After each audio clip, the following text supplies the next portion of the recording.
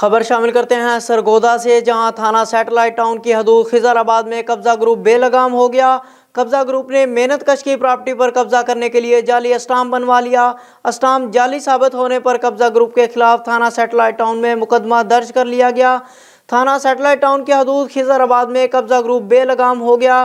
محنت کش کی پراپرٹی کو ہتھیانے کے لیے جعلی اسٹامپ بنا کر مکان پر قبضے کی کوشش۔ جعلی اسٹامپ ثابت ہونے پر قبضہ گروپ کے خلاف مقدمہ درج کر لیا گیا۔ مبینہ طور پر تفتیشی افسر نے بھاری رشوت لے کر ملزمان کو گرفتار نہ کیا۔ چک 50 کے پٹواری نے ملزم پارٹی سے بھاری رقم لے کر رپورٹ میں رد و بدل کر دیا۔ پٹواری کی بوگس رپورٹ سے پولیس ملزمان کو ریلیف دے رہی ہے۔ مدعی مقدمہ کا کہنا ہے کہ پٹواری نے اختیارات کا ناجائز استعمال کرتے ہوئے ملزمان کو غلط رپورٹ بنا کر دی ہے۔ سہولت کار پٹواری کے خلاف سخت سے سخت قانونی کارروائی عمل میں لائی جانی چاہیے۔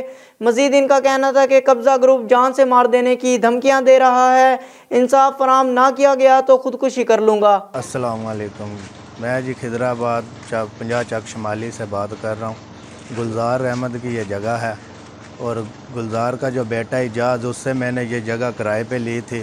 مجھے 5 سے 6 سال ہو گئے ہیں ادھر کرائے پہ بیٹھا ہوں میں، اور ہماری جم پال بھی ادھر کی ہے، ہم رہائشی ادھر کے ہیں، پدیشی ہیں ادھر کے، لیکن یہ جگہ شروع سے ان کی ہے۔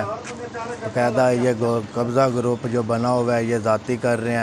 السلام علیکم، گلزار احمد میرا نام ہے، میں سیلم علی کا رہائشی ہوں، نشاط آباد کا رہنے والا۔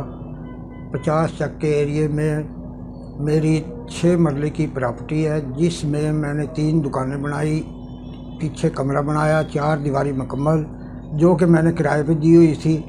تو قبضہ گروپ یوسف اور انہوں نے اپنا جعلی اقرار نامے بنائے، جس پر میں نے ایکشن لیا، میں نے تھانے میں درخواست دی۔ اس کے بعد سیشن جج کے پاس مقدمہ درج کرایا، تو اس میں سیشن جج نے پرچے کے آرڈر دیے۔ تھانے میں نے ان کے خلاف پرچہ درج کرایا، تو عبوری ضمانت انہوں نے کرائی، عبوری ضمانت سیشن جج نے خارج کر دی۔